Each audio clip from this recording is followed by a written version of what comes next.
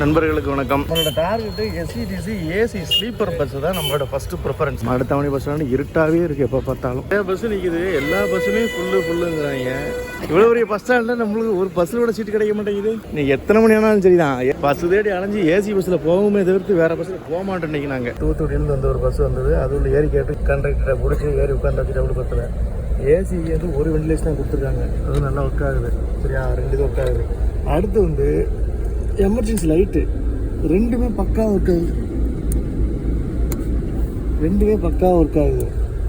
Mobile வந்து பக்காவாக charge ஆகுது.